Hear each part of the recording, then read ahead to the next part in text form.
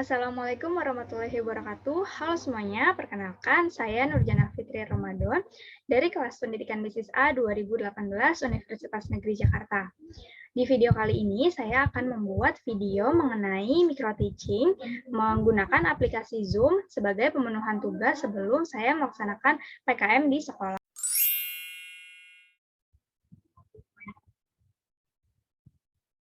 Baik, sudah tergabung semua ya anak-anak?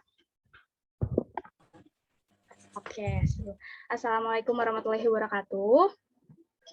Waalaikumsalam warahmatullahi wabarakatuh. Selamat pagi anak-anak. Pagi, Bu. Pagi, Bu. Nah, gimana nih kabarnya hari ini? Semoga kalian dalam keadaan sehat selalu ya. Baik, Bu. Baik, Bu. Oke, sudah siap ya untuk mengikuti pelajaran Ibu hari ini?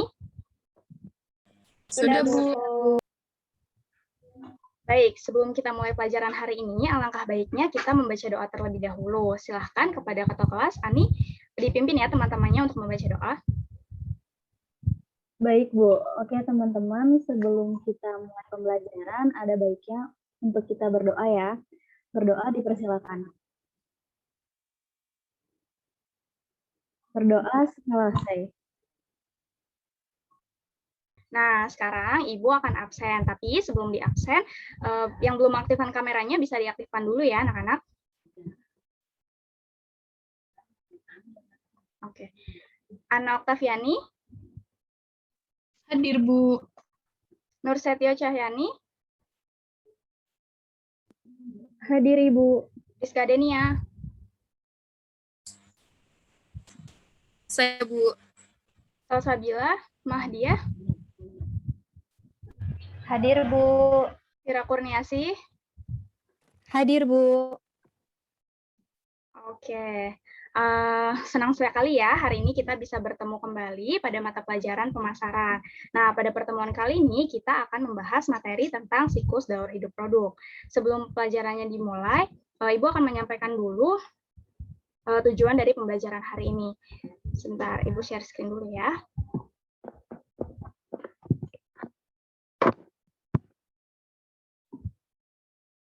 Baik, nah di sini peserta didik diharapkan mampu untuk mendefinisikan pengertian dari siklus daur hidup produk. Yang kedua, bisa menjelaskan siklus daur hidup produk tahap perkenalan. Ketiga, menjelaskan siklus daur hidup produk tahap pertumbuhan. Keempat, menjelaskan siklus daur hidup produk tahap kedewasaan. Yang kelima, dapat menjelaskan siklus daur hidup produk tahap kemunduran. Dan yang terakhir, menentukan tahapan siklus daur hidup produk. Nah, di sini ada materi siklus daur hidup produk. Kira-kira di sini ada yang tahu nggak apa itu siklus daur hidup produk? Saya, Bu. Ya, baik. Silakan Rizka. Siklus daur hidup produk itu adalah tahapan proses perjalanan hidup dari suatu produk, Bu. Oke, good. Rizka, ada lagi yang lain? Saya, Bu. Baik, silakan Salsa. Tahapannya mulai dari perkenalkan ke pasaran sampai pada akhirnya hilang dari pasaran, Bu. Good, Salsa. Jawaban yang teman-teman kalian berikan tadi itu sudah bagus-bagus dan benar ya. Nah, Ibu akan menjelaskan kembali mengenai siklus daur hidup produk. Jadi, pengertian dari siklus daur hidup produk adalah tahapan atau proses perjalanan hidup suatu produk mulai dari diperkenalkan kepada pasar hingga akhirnya hilang dari pasaran. Siklus daur hidup produk itu merupakan suatu grafik yang menggambarkan riwayat suatu produk sejak diperkenalkan ke pasar sampai akhirnya hilang dari pasaran. Nah, siklus hidup produk ini adalah suatu konsep yang penting di dalam pemasaran karena itu memberikan pemahaman yang mendalam mengenai dinamika persaingan pada suatu produk. Seperti itu. Nah, sampai sini kira-kira ada yang ingin ditanyakan?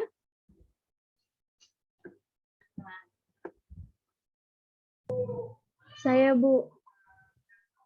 Tadi Ya, kan Ibu silakan, Ani. menyebutkan grafik ya, Bu. Oke, Bu. Tadi kan Ibu menyebutkan grafik. Itu grafiknya tuh seperti apa ya, Bu? Oke, good question, Ani. Saya akan menjelaskan di slide selanjutnya ya. Nah, di sini ada grafik atau product life cycle template seperti ini template-nya. Nah, dari gambar ini, kira-kira ada nggak yang tahu apa aja tuh tahapannya? Saya Ibu, saya mau Ya, jawab. silakan anak. Kalau berdasarkan gambar tersebut, ada 4 tahapan yang terjadi pada siklus daur hidup produk. Iya, betul sekali. Coba lagi, ada yang lain. Kira-kira yang lain bisa nggak menyebutkan apa aja sih tahapannya? Saya Bu ingin coba jawab. Ada tahap perkenalan, pertumbuhan, kedewasaan, dan kemunduran Bu. Tepat sekali jawaban yang diberikan Ana dan juga Vira. Jadi daur hidup produk itu terbagi menjadi 4 tahapan. Yang pertama ada perkenalan, yang kedua ada pertumbuhan, yang ketiga ada kedewasaan, dan yang terakhir adalah tahap kemunduran. Nah, di sini di tahap perkenalan itu adalah tahapan pertama dalam siklus daur hidup produk di mana produsen itu memperkenalkan produk barunya kepada pasar atau masyarakat. Selanjutnya, tahap pertumbuhan atau grow adalah tahap di mana produk yang diperkenalkan tersebut itu sudah diterima oleh konsumen. Coba nih, contohnya, apapun makanannya, minumnya tetap Teh botol sosro. ya. Nah, pada tahap ini artinya konsumen itu sudah menerima suatu produk gitu. Kemudian pada tahap kedewasaan adalah tahap di mana peningkatan omset penjualan ini sudah mulai melambat, kemudian terjadi persaingan juga di dalam pasar sehingga produk tersebut itu harus berjuang untuk merebut pangsa pasarnya. Jadi di sini kita sebagai suatu produk itu akan terus melakukan inovasi-inovasi baru supaya mereka tetap bisa bersaing. Kemudian ada juga tahap pemunduran.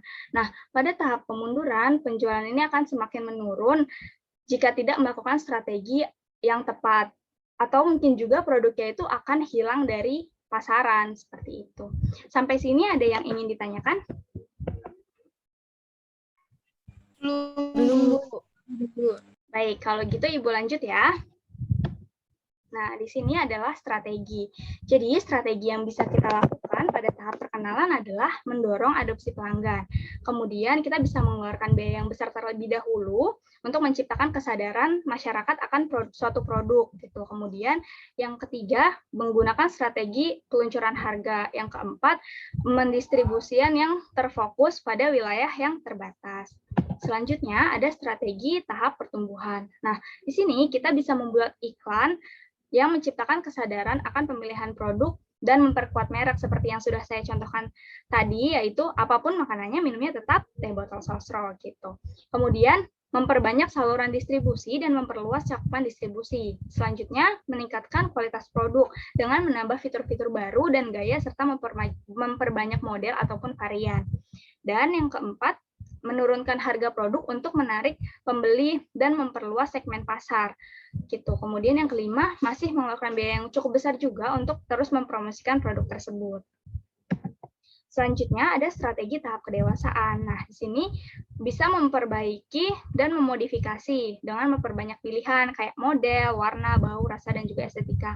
Seperti yang sudah saya contohkan tadi, kita bisa mengeluarkan produk-produk baru. Contohnya itu teh botol sosro itu, merek itu mengeluarkan produk baru yaitu Tabs gitu. Kalian tahu kan minuman Tabs yang menyegarkan. Kemudian ada juga Fruity. Nah, Fruity dan Tabs ini menyasar umur sekitar 17 tahun ke atas karena itu merupakan minuman yang menyegarkan dan juga banyak pilihan volumenya dan juga pilihan rasanya. Kemudian meninggalkan varian produk yang tidak kuat di pasaran. Jadi kita hanya fokus pada produk-produk yang kuat di pasaran gitu. Kemudian kapasitas produksi pada kondisi yang rasional, artinya kita membuat produksi itu sesuai dengan permintaan yang ada di pasar. Dan yang selanjutnya menerapkan harga yang lebih bersaing. Nah, selanjutnya itu ada strategi tahap kemunduran. Di sini kita bisa melakukan promosi untuk terus mempertahankan pelanggan yang setia. Gitu, kayak misalnya bisa beli 2 gratis 1 atau apa gitu. Kemudian yang kedua, mempersempit saluran distribusi. Dan yang ketiga, menurunkan harga untuk menjaga daya saingnya. Ini ketika produk sudah mengalami kemunduran, artinya sudah tidak begitu diminati oleh pasar, akhirnya strategi yang bisa kita lakukan itu menurunkan harga untuk tetap menjaga daya saingnya. Nah, sampai sini kira-kira ada yang ingin ditanyakan?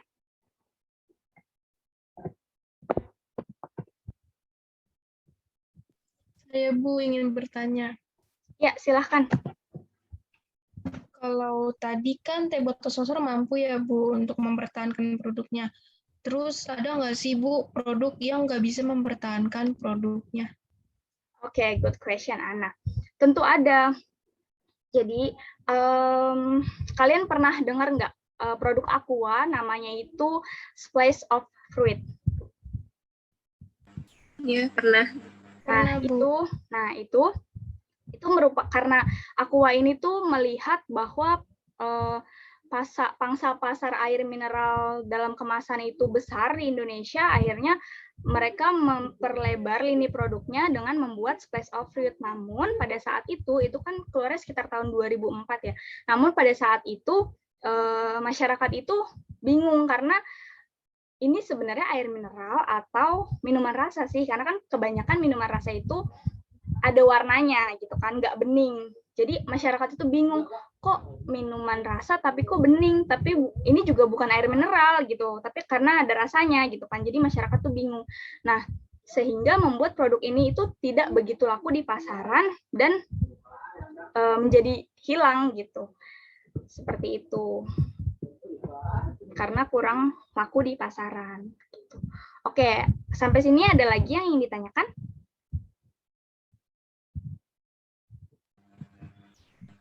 Nggak ada, Bu. Nggak ada. Berarti udah paham semua ya. Kalau gitu, sekarang giliran saya yang bertanya. Coba, kan tadi sudah dijelaskan mengenai pengertian, terus juga mengenai strategi yang bisa dilakukan. Nah, Ibu akan bertanya kepada Rizka, coba apa yang terjadi pada suatu produk di tahap kedewasaan? Pada tahap kedewasaan produk itu, produk bersaing secara ketat di pasaran, Bu. Ya, betul. Nah, oke, selanjutnya coba Salsa. Kira-kira strategi apa sih yang harus dilakukan supaya produk itu tetap dapat bersaing di pasaran? Memperbaiki dan memodifikasi produk, Bu, misalnya dengan memperbanyak model, warna, atau rasa. Baik, bagus sekali ya.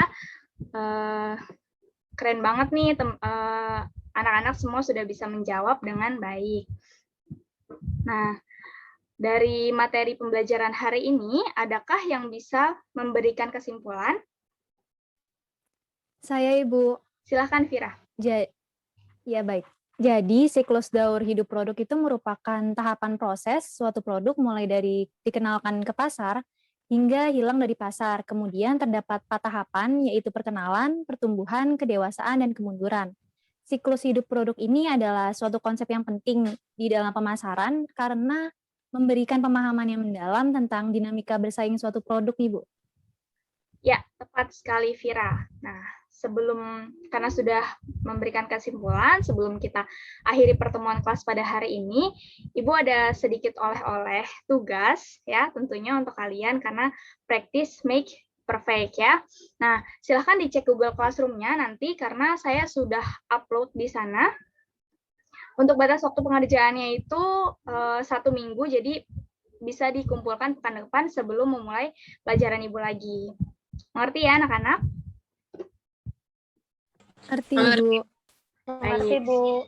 Oke, sekian pertemuan kita untuk hari ini. Semoga apa yang saya sampaikan bisa memberikan manfaat untuk kita semua. Karena waktunya sudah hampir habis, dipersilahkan kepada ketua kelas untuk menutup kelas hari ini. Baik teman-teman, karena pembelajaran hari ini sudah selesai, maka kita akhiri dengan berdoa. Berdoa dimulai.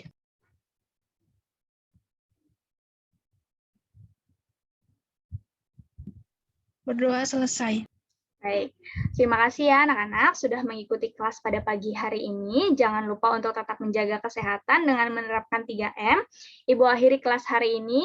Wassalamualaikum warahmatullahi wabarakatuh. Waalaikumsalam warahmatullahi wabarakatuh. Terima kasih, Ibu. Terima kasih, Bu. Sama-sama. Nah, itu dia tadi video micro teaching yang sudah saya buat. Semoga video ini bisa memberikan informasi lebih untuk kalian. Kurang lebihnya mohon maaf. Wassalamualaikum warahmatullahi wabarakatuh.